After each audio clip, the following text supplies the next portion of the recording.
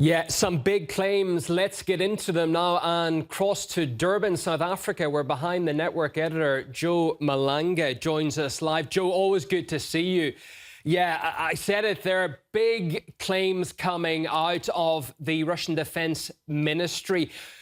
What is your view that these vaccines, biological weapons, basically a testing ground on the continent for these American items? How well known or otherwise are these suspicions on the continent as well?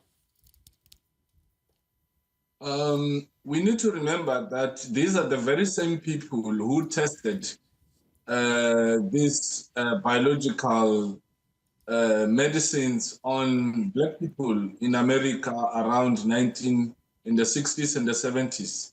This is the same country that has tested some of these things in their own soldiers. So Africa has been treated as a testing ground, but we must also look at the history. Henry Kissinger once said, in their foreign policy, one of the things to deal with the third world countries is to depopulate. So this is part of their agenda of what they've been doing. So if ever they want to argue that this is just things that come out of mass, let them show us one plane that came to Africa from Russia that came with such dangerous chemicals that they infected people with in Africa. So these are things that they've been doing before. These are things that they've done to their own population. These are things that they've done all around the world. Vietnam, Japan, Africa is just their playing ground. But look at those countries where they are situated. It's all strategic countries where they have an interest in them. So this is nothing new. Moscow is right to expose this kind of plans. The details really eye-opening here as well from the MOD, saying that the US has moved its unfinished military biological project from Ukraine. As you'll be aware, there was a lot of heat recently following the killing of the Russian general. That came to the fore. And now we hear that Africa is taking this research that the US is seeking to do. What makes the African continent attractive to Washington to think it can do this? We also need to look at the countries where they are hosting the Americans. What kind of leaders are those that will accept such, number one? Number two, are they bullied? Or what happened? Remember, part of the reason why America was forcing some African leaders to support Ukraine, and those who supported did not realize that there was a bigger picture. The bigger picture is to say, we're going to have to move all the dark things that they were doing in Ukraine into your backyard. And this is what is happening right now. So the biggest thing is they want to remain in Africa because of the influence that Russia is also, the attention that Russia is getting from African leaders and China. Soon it will be Iran that will be getting attention. But the experimental purposes, they've been conducting them for so many years. They were quiet because they were not exposed, but they've always been here. Now it's going to get worse because this is the reason why the Americans were supporting Ukraine to protect their own, those biological laboratories in Ukraine. And Ukraine also needed to understand that America has no friends, they have interest. Their interest, it was those biological laboratories that they protected that now are being moved to Africa. So African leaders and African countries need to understand America does not like you.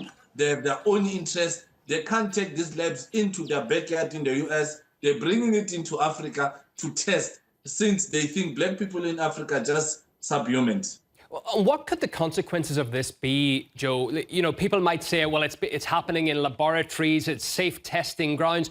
But of course, any leak or otherwise, you've got a huge issue, right?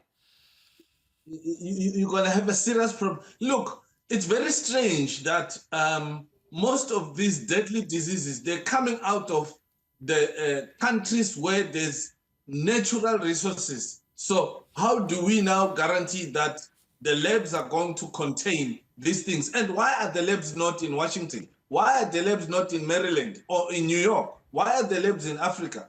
It's bound to have mistakes. They are keeping their backyard clean, coming to Africa, the jungle, so they say. But this is where they want to do this. So the implications, we have seen Ebola. We have seen all these funny diseases that Africans historically never had. Africans never had cancer. It's the food that they're bringing into Africa. It's all the products that they're bringing into Africa to dump it here, and then the effects will be there. There will be consequences into those countries where they are hosting people.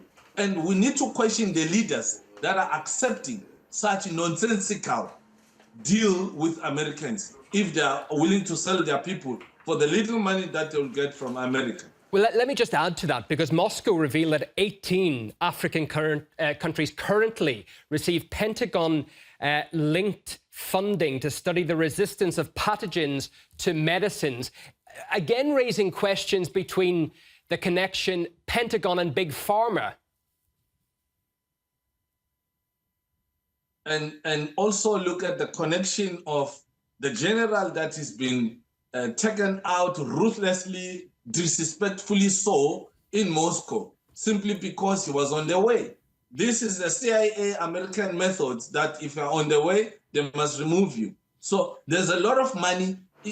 They understand. Africa, majority of African leaders are brainless. They don't understand how Africa has so much wealth, where they go around and accept these tainted donations to come. They ask for fundings for their projects that they can do themselves. Now, once you accept that kind of money, you do what they say. And once they've got their eyes locked into your country, it will be very hard to move around. And if ever you have a relationship with China or Russia, they'll try and intimidate you to cut you off. But it's things that African leaders need to wake up. They can resist. But because this is just countries that are counting. There are countries that there's a lot of covert operation through the NGOs, things that are not yet exposed. There's more countries that are like that are accepting all these handouts from US in exchange of the souls of their countries. Yeah. So there's a lot of money that they put out there that they will know that at the later stage, the benefit will go back to the US. It's got nothing to do with Africa. Yeah. They have no interest in Africa except for them to get what they want. Finish. That is the DNA of Americans. Yeah, and it does seem to be short-term thinking as well. Very little upside for those countries in question, as you've been laying out. Joe, thanks for your time today. A very Merry Christmas as well to you. Joe Malanga, editor of the Behind the Network news site and political analyst.